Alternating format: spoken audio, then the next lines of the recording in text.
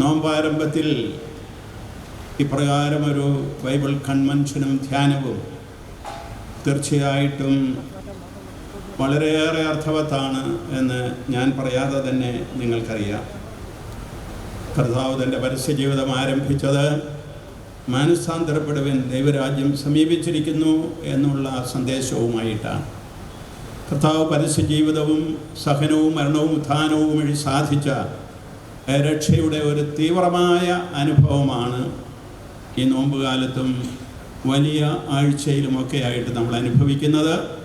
അതിനൊരാമുഖമായി അതേ തീവ്രാനുഭവം നമുക്ക് ഈ ധ്യാനത്തിൽ ലഭിക്കുകയാണ്. അതുകൊണ്ട് ഈ സമയം ഉചിതമാണെന്ന് നമുക്കറിയാം. ഈ കൺവെൻഷൻ നഗറിന് നമ്മുടെ മനസ്സുകളിൽ സ്ഥിരപ്രതിഷ്ഠ നേടിയിട്ടുള്ള അഭിവന്യ ജോസഫ് പൗവത്തിൽ മെത്രാപ്പോലീത്തായുടെ പേരാണ് കൊടുത്തിരിക്കുന്നത്. അഭിവന്യ പിതാവാണ് 27 വർഷം മുമ്പ് ഈ കൺവെൻഷൻ ബഹുമാനപ്പെട്ട മൽപ്പാൻ മാത്യു വെള്ളാനിക്കലച്ചൻ്റെ സഹായത്തോടു കൂടി ആരംഭിച്ചത്. അതും നമ്മുടെ മനസ്സിൽ സൂക്ഷിക്കാവുന്ന ഒരു ചിന്തയാണ്. ഈ കൺവെൻഷനിലേക്ക് നിങ്ങൾ ക്ഷണിച്ചത് അഭിവന്യ പിതാവോട് സൂചിപ്പിച്ചതുപോലെ ഇന്നത്തെ ലേഖനത്തിൽ നമ്മൾ കേട്ടു, ശ്ലീഹ നമ്മോട് ആവശ്യപ്പെടുകയാണ് ദൈവത്തോട് ചേർന്ന് നിൽക്കുവിൻ എന്ന്.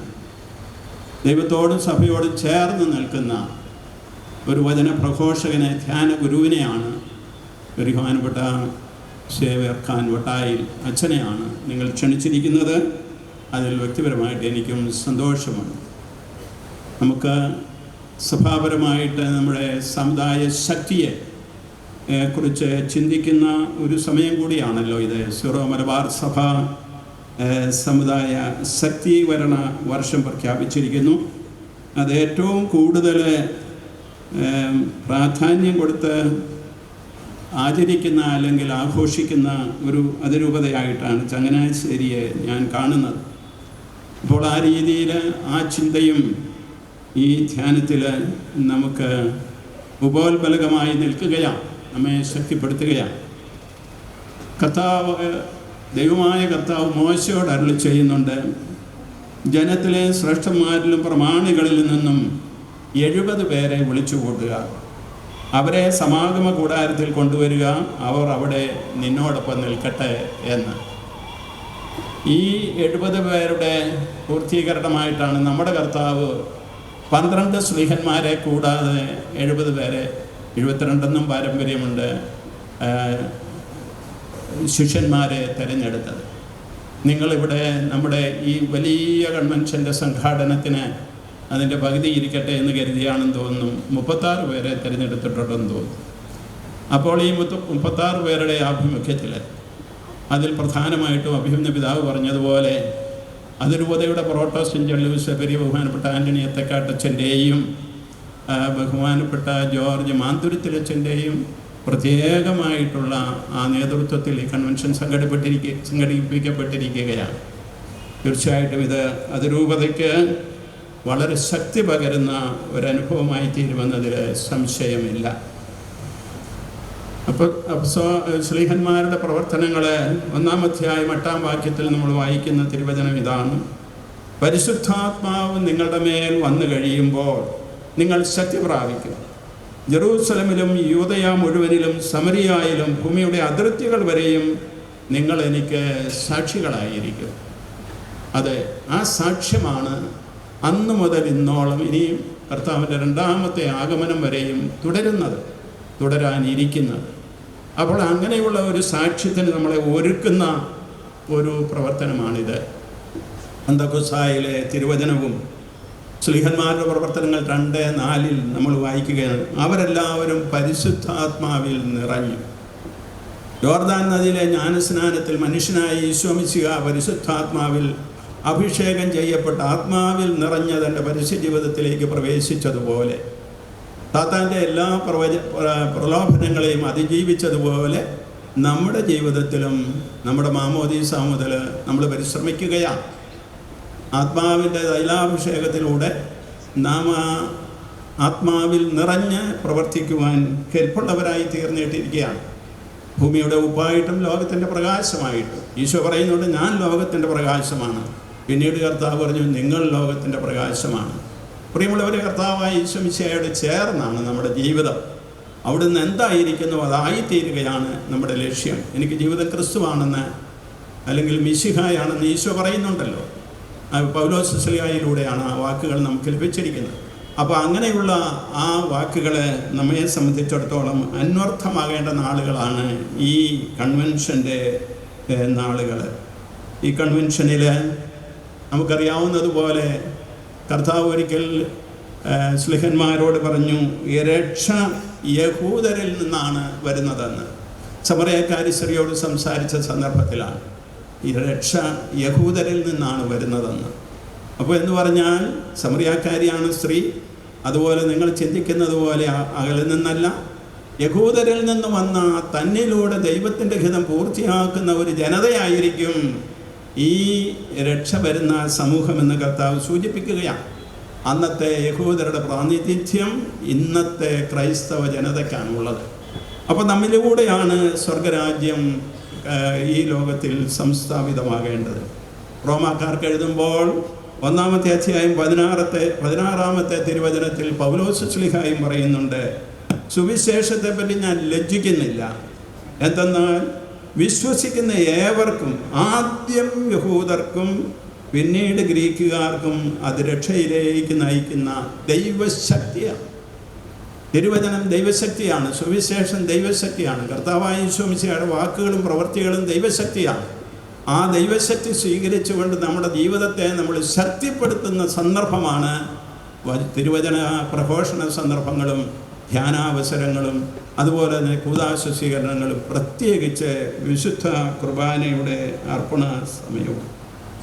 1 പത്രോസ് 2:9 നമ്മൾ വായിക്കുന്നു, എന്നാൽ നിങ്ങൾ തിരഞ്ഞെടുക്കപ്പെട്ട വംശവും രാജകീയ പുരോഹിതഗണവും വിശുദ്ധ ജനതയും ദൈവത്തിൻ്റെ സ്വന്തം ജനവുമാണ്. അതിനാൽ അന്ധകാരത്തിൽ നിന്ന് തൻ്റെ അത്ഭുതകരമായ പ്രകാശത്തിലേക്ക് നിങ്ങളെ വിളിച്ചവൻ്റെ നന്മകൾ പ്രകീർത്തിക്കണം. അതെ, ഈ ഒരു വിളിയാണ്. അത് അൽമായനെന്നോ സമർപ്പിതനെന്നോ വൈദികനെന്നോ മെത്രാനെന്നുള്ള വ്യത്യാസമില്ലാതെ എല്ലാവർക്കും ലഭിച്ചിരിക്കുന്ന വിളിയാണ്. 2-ാം വത്തിക്കാൻ കൗൺസിൽ അനിഷേധ്യമായ രീതിയിൽ പറഞ്ഞു, എല്ലാവരും ഒരേ വിശുദ്ധിയിലേക്ക് വിളിക്കപ്പെട്ടിരിക്കുന്നുവെന്ന്. ഈ വിശുദ്ധിയാണ്, അത് ദൈവത്തിൻ്റെ വിശുദ്ധിയാണ്. ഈശോ മിശിഹായിലൂടെ നമുക്ക് വെളിപ്പെടുത്തപ്പെട്ട് കിട്ടിയ വിശുദ്ധിയാണ്. അപ്പോൾ ആ വിശുദ്ധിയുടെ പ്രാപ്തിക്ക്, അത് സ്വീകരിക്കുന്നതിന് പ്രിയമുള്ളവരെ, നമ്മളെല്ലാവരും ചിന്തിക്കേണ്ട ഒരു യാഥാർത്ഥ്യമാണ് തിരുവചന ശ്രവണവും കൂദാശകളുടെ സ്വീകരണവും പ്രാർത്ഥനയും നമ്മുടെ സ്നേഹത്തിൻ്റെ സാക്ഷ്യവും. നമ്മുടെ സാക്ഷ്യമാണ് ഈശോ മിശിഹായുടെ സാക്ഷ്യമായി ഇന്ന് ലോകം കാണുന്നത്. ഈശോ മിശിഹായെ നേരിട്ട് കണ്ട് 12 ശ്ലീഹന്മാരും 70 ശിഷ്യന്മാരും അന്നത്തെ ജനക്കൂട്ടങ്ങളും അതുപോലെ തന്നെ പിന്നീട് പന്തക്കോസ്തായിൽ 3000-ങ്ങളെ 5000-ങ്ങളെ പ്രാദേശിക സഭകളെ ഒക്കെ ആയിട്ട് സാക്ഷ്യപ്പെടുത്തിയ അതേ വിശ്വാസം, അനേകം രക്തസാക്ഷികളാൽ വിശുദ്ധരാൽ സാക്ഷ്യപ്പെടുത്തപ്പെട്ട വിശ്വാസം, നമ്മുടെ തന്നെ വിശുദ്ധരായ അൽഫോൻസാമയുടെയും മറിയന്ത്രേസ്യാമയുടെയും എബ്രാസ്യാമയുടെയും ചവർക്കുര്യാസേലേസച്ചനുടെയും നാമകരണത്തിനായി കാത്തിരിക്കുന്ന അനേകം വിശുദ്ധാത്മാക്കളുടെയും എല്ലാം സാക്ഷ്യത്തിൻ്റെ പരമ്പരയായിട്ട് നമുക്ക് ആരംഭിക്കണം നമ്മുടെ സാക്ഷ്യം. നമ്മുടെ സാക്ഷ്യത്തിന് അപ്രകാരം ഒരു മൂല്യമുണ്ട്. ആ സാക്ഷ്യത്താലാണ് ഇന്ന് മിശിഹ പ്രസംഗിക്കപ്പെടുന്നത്. ആ സാക്ഷ്യത്താലാണ് ഇന്ന് മിശിഹ മനുഷ്യ സമൂഹത്തിൽ സന്നിഹിതനാകുന്നത്. ആ സാക്ഷ്യത്താലാണ് കർത്താവിൻ്റെ സഭ മിശിഹായുടെ സാന്നിധ്യം വിജയിക്കുന്നത്. അപ്രകാരം നമ്മളെ സംബന്ധിച്ചിടത്തോളം പ്രധാനപ്പെട്ട ഒരു സന്ദേശമായി ഇത് നിലകൊള്ളുകയാണ് ഈ ധ്യാനം. ഈ ധ്യാനത്തിൻ്റെ മോട്ടോയായിട്ട് അഭിമന്യ പൗരത്വ പിതാവ് മൽപ്പാൻ വെള്ളാനിക്കലച്ചൻ്റെ ആ ഒരു സഹായത്തോടുകൂടി തിരഞ്ഞെടുത്ത ഒരു തിരുവചനമുണ്ട്, ഏശയ്യാ 60:1. ഇപ്രാവശ്യം ഈ ധ്യാനം പ്രഖ്യാപിച്ചപ്പോഴും ബഹുമാനപ്പെട്ട വൈദികരെ ഈ മോട്ടോ ഒന്നുകൂടെ നമ്മുടെ മുന്നിൽ വെച്ചിട്ടുണ്ട്. ഉണർന്ന് പ്രശോഭിക്കുക, നിന്റെ പ്രകാശം വന്നു ചേർന്നിരിക്കുന്നു, കർത്താവിൻ്റെ മഹത്വം നിന്റെ മേൽ ഉദിച്ചിരിക്കുന്നു. അതെ, ഇസ്രായേലിനോട് പറഞ്ഞ വചനമാണ്. പുതിയ ഇസ്രായേലായ സഭയോട് ഇന്ന് ദൈവം ഇപ്പോൾ നമ്മോട് പറയുകയാണ്, നിന്റെ പ്രകാശം ഉദിച്ചിരിക്കുന്നു, ഉണർന്ന് പ്രശോഭിക്കുക, കർത്താവിൻ്റെ മഹത്വം നിന്റെ മേൽ ഉദിച്ചിരിക്കുന്നു. അപ്പോൾ ദൈവമായ കർത്താവിൻ്റെ മഹത്വം നമ്മുടെ കർത്താവായ ഈശോ മിശിഹായിലൂടെ ഈ ലോകത്തിൽ പ്രകാശിച്ചതുപോലെ, അത് മനുഷ്യാവതാരം മുതൽ ഉത്ഥാനം വരെ പ്രകാശിച്ചതുപോലെ, പിന്നീട് സഭയിലൂടെ പ്രകാശിച്ചു കൊണ്ടിരിക്കുന്നത് പോലെ നമ്മിലൂടെ പ്രകാശിക്കണം പ്രിയമുള്ള സഹോദരി സഹോദരന്മാരെ. അപ്പോൾ ഇതിനായിട്ട് നാം എന്താണ് ചെയ്യേണ്ടത്? ഒന്നും ചെയ്യേണ്ടതില്ല എന്ന് നമ്മൾ വിചാരിക്കും. ഒത്തിരി ചെയ്യേണ്ടതായിട്ടുണ്ട്. അതായത് കർത്താവ് പറയുന്നുണ്ട്, നിന്റെ ദൈവമായ കർത്താവ് നീ പോകുന്നിടത്തെല്ലാം നിന്റെ കൂടെ ഉണ്ടായിരിക്കും. നമ്മെ ശക്തിപ്പെടുത്തുന്നത് ഈ ധ്യാനത്തിൽ വാസ്തവത്തിൽ ദൈവമാണ്, ദൈവത്തിൻ്റെ ആത്മാവാണ്. വചനം പ്രഘോഷിക്കുന്നവനും വചനം ശ്രവിക്കുന്നവരും ഒരേ ആത്മാവിൽ വ്യാപരിക്കുന്നവരാണ്. മാമോദീസ മുതൽ നാം എല്ലാവരും ദൈവാത്മാവാകുന്ന ശൃംഖലയിൽ കോർത്തിണക്കപ്പെട്ട ഒരു കൂട്ടായ്മയായിട്ട് ഭവിച്ചിരിക്കുകയാണ്. ഇന്ന് കർത്താവിൻ്റെ സാന്നിധ്യം അവിടുത്തെ സഭയിലാണ്, അവിടുന്ന് വിശ്വസിക്കുന്നവരുടെ സമൂഹത്തിലാണ്, പരിശുദ്ധ അമ്മയോടൊപ്പം. ആദിമസഭയിൽ പരിശുദ്ധാത്മാവിനെ ശ്രീഹന്മാരോടൊപ്പം പ്രാർത്ഥിച്ച് സ്വീകരിച്ച പരിശുദ്ധ അമ്മയും ഇപ്പോഴത്തെ സഭയും വിശ്വാസികളുടെ അമ്മയായിട്ട് നമ്മോടൊപ്പമുണ്ട്. അപ്പോൾ ആ അമ്മയോടൊപ്പം ഇവിടെ സമ്മേളിച്ച് നാം ഒരു പന്തക്കുസ്ത അനുഭവത്തിലേക്ക് പ്രവേശിക്കുകയാണ് ചെയ്യുന്നത്. 2 ദിനവൃത്താന്തം 7:14 പറയുന്നു, എൻ്റെ നാമം പേർന്ന് എൻ്റെ ജനം എന്നെ അന്വേഷിക്കുകയും തങ്ങളെ തന്നെ എളിമപ്പെടുത്തി പ്രാർത്ഥിക്കുകയും തങ്ങളുടെ ദുർമാർഗങ്ങളിൽ നിന്ന് പിന്തിരികയും ചെയ്താൽ ഞാൻ സ്വർഗത്തിൽ നിന്ന് അവരുടെ പ്രാർത്ഥന കേട്ട് അവരുടെ പാപങ്ങൾ ക്ഷമിക്കുകയും അവരുടെ ദേശം സമ്പുഷ്ടമാക്കുകയും ചെയ്യും. ഈയിടെ ഞാനൊരു വാട്സാപ്പ് മെസ്സേജ് ഒരു കുഞ്ഞിനെ കൊണ്ട് പറയിപ്പിക്കുന്ന, അതായത് AI സൃഷ്ടിയാണ്. ആ കുഞ്ഞിനോട് ചോദിക്കുകയാണ്, എന്തുകൊണ്ടാണ് എൻ്റെ പ്രാർത്ഥന ദൈവം കേൾക്കാത്തത് എന്ന്. അന്ന് ആ കുഞ്ഞ് പ്രതികരിക്കാൻ, നിൻ്റെ പ്രാർത്ഥന കേൾക്കാത്തതിന് 2 കാരണം. 1, നീ ദൈവം ആഗ്രഹിക്കാത്തത് ചോദിക്കുന്നു. 2, നീ തന്നെ മനസ്സിലാക്കുന്നില്ല എന്താണ് നീ ചോദിക്കുന്നത്. അതുകൊണ്ട് ദൈവത്തിൻ്റെ ഹിതമനുസരിച്ചുള്ള ചോദ്യങ്ങൾ ചോദിക്കാൻ, പ്രാർത്ഥിക്കാൻ തീർച്ചയായിട്ടും നമുക്ക് സാധിക്കേണ്ടതാണ്. അതിനുള്ള കൃപാവരമാണ് നമ്മൾ പ്രാർത്ഥിക്കുന്നത്. പ്രിയമുള്ളവരെ, സമുദായ ശക്തീകരണം ദൈവാത്മാവിൽ ശക്തിപ്പെട്ടവരുടെ സമൂഹത്തിലൂടെ മാത്രമേ സാധിക്കുകയുള്ളൂ. നാമൊക്കെ ചിന്തിക്കുന്നത് പോലെ ഭൗതികമായിട്ടുള്ള നമ്മുടെ ആ ശക്തിയുടെ അടിസ്ഥാനത്തിൽ നമുക്ക് വിജയിക്കാമെന്ന് നമുക്ക് തിരിച്ചറിയരുത്, ഒരിക്കലുമില്ല. ആധ്യാത്മികമായ ശക്തിയാണ് ഭൗതികമായ മേഖലയിൽ നമ്മളെ വിജയത്തിലെത്തിക്കുന്നതെന്നുള്ളതിന് യാതൊരു സംശയവുമില്ല. അതാണ് ക്രിസ്തീയ വിശ്വാസം ഈ ലോകത്തിന് നൽകുന്ന വലിയ ഒരു സംഭാവന. ദൈവം നമ്മോടൊപ്പമുണ്ട്, അവിടുന്നാണ് നമുക്ക് വിജയം നൽകുന്നത് എന്ന് 1 തെസ്സലോനിക്കർ 5:11 പറയുകയാണ്, അതിനാൽ നിങ്ങളിപ്പോൾ ചെയ്യുന്നത് പോലെ തന്നെ തമ്മിൽ ആശ്വസിപ്പിക്കുകയും പരസ്പരമായ ഉന്നമനത്തിന് വേണ്ടി യത്നിക്കുകയും ചെയ്യുകയും. വിവാഹത്തിൻ്റെ ആശീർവാദ കർമ്മം നടക്കുമ്പോൾ നമ്മൾ പ്രത്യേകം ശ്രദ്ധിക്കേണ്ട 2 വാക്കുകളുണ്ട് അതിൽ. 1 പരസ്പര സ്നേഹം, 2 വിശ്വസ്തത. പ്രതിജ്ഞ എടുക്കുമ്പോഴും ദമ്പതികൾ പറയുന്നത് ആ പ്രതിജ്ഞയാണ്. ഈ 2 വാക്കുകൾ ഉപയോഗിക്കും. പരസ്പര സ്നേഹത്തോടും വിശ്വസ്തയോടും കൂടി ജീവിച്ചു കൊള്ളാമെന്ന് ഞങ്ങൾ വാഗ്ദാനം ചെയ്യുന്നു എന്നാണ്. എല്ലാ പ്രാർത്ഥനകളിലും തന്നെ ഈ 2 സുഹൃതങ്ങൾ അല്ലെങ്കിൽ മനോഭാവങ്ങൾ, എവരി വെർച്യൂസ് ആൻഡ് ആറ്റിറ്റ്യൂഡ് എന്നാണ് പറയുക. ഓരോ സുഹൃതവും ഓരോ പുണ്യവും അത് നമ്മുടെ മനസ്സിൽ നിന്നാണ് നിർഗളിക്കുന്നത്. ഹൃദയത്തിൻ്റെ തികവിൽ നിന്ന് അധരം സംസാരിക്കുന്നു എന്ന് പറയുന്നത് പോലെ നമ്മുടെ ഉള്ളിലെ മനോഭാവങ്ങൾ, വിശ്വാസത്തിൻ്റെതായ രൂപഭാവങ്ങൾ നമ്മുടെ ജീവിതത്തിലൂടെ പ്രത്യക്ഷപ്പെടുകയാണ് ചെയ്യുന്നത്. അതുകൊണ്ട് അങ്ങനെയുള്ള ഒരു പരസ്പര സ്നേഹത്തിൻ്റെയും വിശ്വസ്തതയുടെയുമായിട്ടുള്ള ഒരു സമൂഹം കുടുംബത്തിലുണ്ടാകണം, സഭയിലുണ്ടാകണം, സമൂഹത്തിലുണ്ടാകണം. അതാണ് പഴയ നിയമ ജനതയിൽ നിന്ന് പുതിയ മധ്യ ജനതയിലേക്കുള്ള ഈ വിശ്വാസത്തിൻ്റെ കൈമാറൽ. ദൈവം പഴയ നിയമത്തെ മാറ്റിക്കളയാനല്ല വന്നത്, കർത്താവായ ഈശോ മിശിഹായുടെ അത് പൂർത്തീകരിക്കുകയാണ് ചെയ്തത്. അതിന് വന്ന വഴിതെറ്റലുകളിൽ നിന്ന് തന്നെ തിരിച്ചെടുക്കുകയാണ് ചെയ്യുന്നത്. നിങ്ങൾ കേട്ടിട്ടുണ്ടല്ലോ കൊല്ലരുത് എന്ന്. എന്നാൽ ഞാൻ നിങ്ങളോട് പറയുന്നു, സഹോദരനോട് പോഷ എന്ന് പറയുന്നവൻ പോലും നരകാഗ്നിക്ക് യോഗ്യനാണ്. പ്രകാരമുള്ള തിരുത്തലുകൾ വഴി പരസ്പര സ്നേഹത്തിൻ്റെയും വിശ്വസ്തതയുടെയും കൂട്ടായ്മയെ സൃഷ്ടിച്ചുകൊണ്ട് കർത്താവ് ദൈവജനത്തിന് രൂപം കൊടുത്തു. പ്രിയമുള്ളവരെ, ഇത് നാം ഓർത്തിരിക്കണം. അപ്പോൾ ഇതിനായിട്ട് നാം മാമോദീസായിൽ സ്വീകരിച്ച, തൈലാഭിഷേകത്തിൽ പൂർണ്ണതയിൽ സ്വീകരിച്ച ആ പരിശുദ്ധാത്മാവിൻ്റെ ദാനങ്ങളാൽ നിറയണം.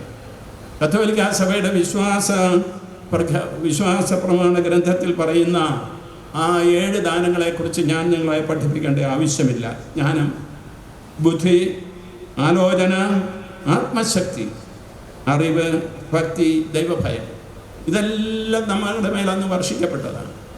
അതുപോലെ തന്നെ ആത്മാവിൻ്റെ ഫലങ്ങൾ നമ്മുടെ ഗലാത്യക്കാർക്കുള്ള ലേഖനത്തിൽ വിശുദ്ധ പൗലോസ് ശ്ലീഹ പറയുന്ന ആ 12 ഫലങ്ങൾ 9 എണ്ണമാണ് അദ്ദേഹം എണ്ണി പറയുന്നത്. സ്നേഹം, ആനന്ദം, സമാധാനം, ക്ഷമ, ദയ, നന്മ, സൗമ്യത, വിശ്വസ്തത, ആത്മസംയമനം. പിന്നീട് സഭ 3 എണ്ണം കൂടെ കൂട്ടിച്ചേർത്തിട്ടുണ്ട്.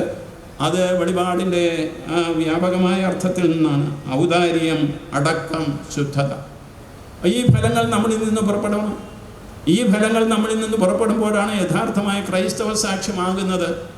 എന്തുകൊണ്ട് നമ്മുടെ സാക്ഷ്യങ്ങൾ എതിർസാക്ഷ്യങ്ങളായി മാറുന്നു എന്ന് ചോദിച്ചാൽ നാം ഒന്ന് വിശ്വസിക്കുകയും അതിനെതിരായിട്ടുള്ള പ്രവർത്തനങ്ങൾ നടത്തുകയും ചെയ്തു. പൗലോസ് ശ്ലീഹ ചുരുക്കി പറയുന്നുണ്ട്, സ്നേഹത്താൽ പ്രവർത്തന നിരതമാകുന്ന വിശ്വാസമാണ് നിന്നെ രക്ഷിക്കുന്നത്. സ്നേഹത്താൽ പ്രകാശിതമാകുന്ന വിശ്വാസം, ആ സ്നേഹത്താൽ പ്രവർത്തന നിരതമാകുന്നില്ല നമ്മുടെ ജീവിതം എന്ന് പറയുന്നത്. അത് കുടുംബത്തിലെ ജീവിതം, സഭയിലെ ജീവിതം, സമൂഹത്തിലെ ജീവിതം, ഇവിടെയെല്ലാം നമുക്ക് കുറവുകളുണ്ട്, ഇവിടെയെല്ലാം നമുക്ക് വഴിതെറ്റലുകളുണ്ട്. അതിനെയെല്ലാം തിരിച്ചു പിടിച്ചുകൊണ്ട് ഈ പരിശുദ്ധാത്മാവിൻ്റെ ഫലങ്ങൾ നമ്മുടെ ജീവിതത്തിൽ പുറപ്പെടുവിക്കുവാനുള്ള ശക്തി സംഭരിച്ച് അതിനനുസരിച്ച് നമ്മുടെ ജീവിതങ്ങളെ തിരിച്ചു വിടുവാൻ ഈ ധ്യാനഗുരു നമ്മോട് ആവശ്യപ്പെടും. ഈ ധ്യാനഗുരുവിൻ്റെ വചനങ്ങളിലൂടെ നമ്മോട് സംസാരിക്കുന്നത് ദൈവാത്മാവ് തന്നെയാണ്. കർത്താവ് ഈ ലോകത്തിലേക്ക് വരവേ അരുളി ചെയ്തു. മിശിഹായെക്കുറിച്ചാണ് പറയുന്നത്, നീ ബലികളിലും കാഴ്ചകളിലും സംപ്രീതനായില്ല. 10-ാം അധ്യായം എബ്രായർക്കുള്ള ലേഖനം. അതിനാൽ ഞാനിതാ വരുന്നു നിന്റെ ഹിതം നിറവേറ്റുവാൻ എന്ന് 2 പ്രാവശ്യം പറഞ്ഞിട്ടുണ്ട് ഈ വചനം. അപ്പോൾ ദൈവഹിതം നിറവേറ്റുവാനായി വന്ന തിരുക്കുമാരനെ പോലെ ദൈവഹിതം നിറവേറ്റിക്കൊണ്ട് ജീവിച്ച അനേകരെ പോലെ പ്രിയമുള്ളവരെ വിശ്വാസത്തിൻ്റെ സാക്ഷ്യം നൽകിക്കൊണ്ട് ജീവിക്കുവാൻ നമുക്കിന്ന് സാധിക്കുന്നില്ല എന്ന് വരികിൽ ഈ കാലഘട്ടത്തിലെ ക്രൈസ്തവ സാക്ഷ്യം കൊടുക്കാൻ വേറെ ആരുമില്ല, നാം മാത്രമേ ഉള്ളൂ.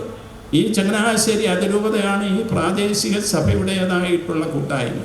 ഈ അതിരൂപതയിലാണ് യഥാർത്ഥത്തിൽ കർത്താവിൻ്റെ ഈ വചനവും ഈ ക്രൈസ്തവ സാക്ഷ്യവും പൂർത്തിയാകേണ്ടത്.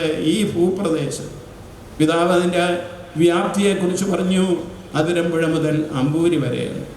അപ്പോൾ അങ്ങനെ നീണ്ടുകിടക്കുന്ന ഈ രൂപതയിലെ പ്രദേശത്ത് രക്ഷ യഹൂദരിൽ നിന്ന് ആരംഭിക്കുന്നു എന്ന് പറഞ്ഞ കർത്താവിനെ പോലെ രക്ഷ ഈ അതിരൂപതയിൽ നിന്ന് ആരംഭിക്കുന്നു, ഈ ക്രൈസ്തവ സമൂഹത്തിൽ നിന്ന് ആരംഭിക്കുന്നു, ഈ കൂട്ടായ്മയിൽ നിന്ന് ആരംഭിക്കുന്നു എന്നുള്ള ബോധ്യത്തോടുകൂടി അത് ഇതര മതവിശ്വാസികൾക്കും സംസ്കാരങ്ങൾക്കും പൊതുജനത്തിനും മുഴുവനും മനുഷ്യ സമൂഹത്തിനും അർത്ഥവത്തായി തീരത്തക്ക രീതിയിലുള്ള നമ്മുടെ ക്രൈസ്തവ സാക്ഷ്യം പരിശുദ്ധാത്മാവിൽ നിറയാൻ കവിയാൻ നമ്മൾ അങ്ങനെയും നമ്മൾ പാടും. നിറയാൻ കവിയാൻ നമുക്ക് പ്രാർത്ഥിക്കാം.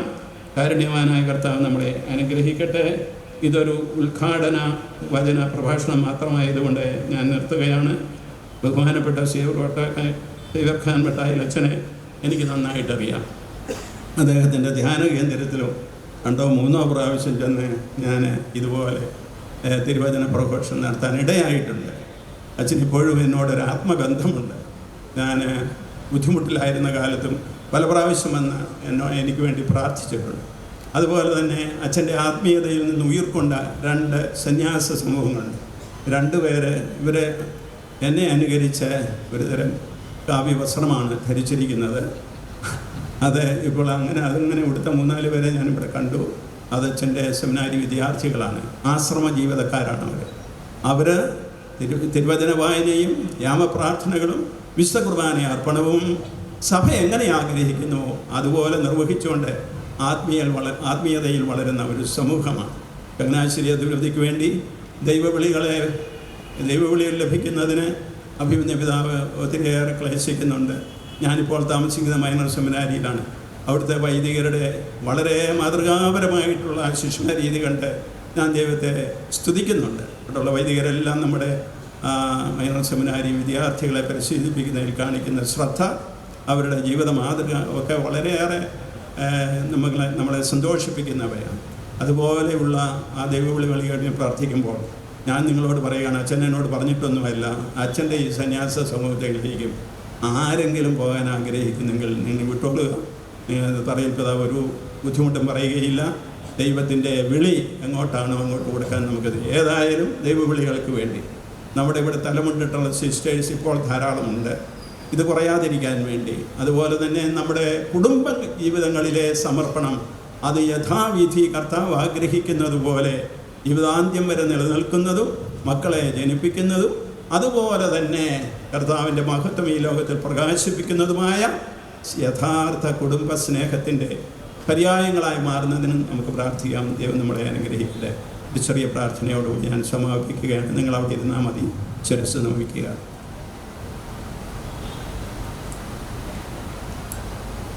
പിതാവായ ദൈവമേ, മക്കളായ ഞങ്ങളിതാ അങ്ങയെ കേൾക്കുവാൻ, അങ്ങയുടെ തിരുക്കുമാരൻ്റെ വചസ്സുകൾ ശ്രവിച്ച് ഞങ്ങളുടെ ബോധങ്ങളെ പ്രകാശിപ്പിക്കുവാൻ, മനസ്സുകളെ പിന്തിരിപ്പിക്കുവാൻ വന്നിരിക്കുന്നു. ഈ നോമ്പുകാലത്തിൻ്റെ ആരംഭത്തിൽ ഞങ്ങളെ മാനസാന്തരത്തിലേക്ക് അങ്ങ് നയിക്കണമേ. ആത്മാവിൻ്റെ ചൈതന്യത്താൽ നിറയുവാൻ, ആത്മാവിൻ്റെ ദാനങ്ങൾ സ്വീകരിക്കാനും ഫലങ്ങൾ പുറപ്പെടുവിക്കുവാനും നിരന്തരമുള്ള ഒരു പരിശ്രമം ഞങ്ങളിൽ നടക്കാനും, ഞങ്ങളുടെ ജീവിതം നിരന്തരമായ ഒരു പന്തക്കുസ്തായുടെ അനുഭവമായി തീരുന്നതിനും കർത്താവെ അനുഗ്രഹിക്കണമേ, ആശീർവദിക്കണമേ. ഇവിടെ ഈ അതിരൂപത നടത്തുന്ന വളരെ വലിയ ഈ യജ്ഞം വിജയിക്കുന്നതിനും ഇവിടെ തിരുവചനം പ്രഘോഷിക്കാനായിട്ടും പ്രാർത്ഥിക്കാനായിട്ടും ഗാനങ്ങളിലൂടെ അങ്ങയെ സ്തുതിക്കാനായിട്ടും വന്നിരിക്കുന്ന ബഹുമാനപ്പെട്ട ചേവർഖാൻ മിഠായി അച്ഛനെയും അച്ഛൻ്റെ ടീമിനെയും ആശീർവദിച്ച് അനുഗ്രഹിക്കണമേ. ഇതിനായി ശ്രമിക്കുന്ന എല്ലാവരെയും അങ്ങയുടെ കൃപയിൽ കാത്തുകൊള്ളണമേ. ദൈവമേ സ്തുതി, ഈശോയെ സ്തുതി, പരിശുദ്ധാത്മാവേ സ്തുതി, പരിശുദ്ധ അമ്മേ, മാർത്തോമാ ശ്ലീഹായെ, മാർ യോസേപ്പ് പിതാവേ, വിശുദ്ധ അൽഫോൻസാമേ, സകല വിശുദ്ധരെ, മാലാഖമാരെ ഞങ്ങൾക്ക് വേണ്ടി പ്രാർത്ഥിക്കണമേ. ദൈവനാമത്തിന് സ്തുതി ഉണ്ടായിരിക്കട്ടെ.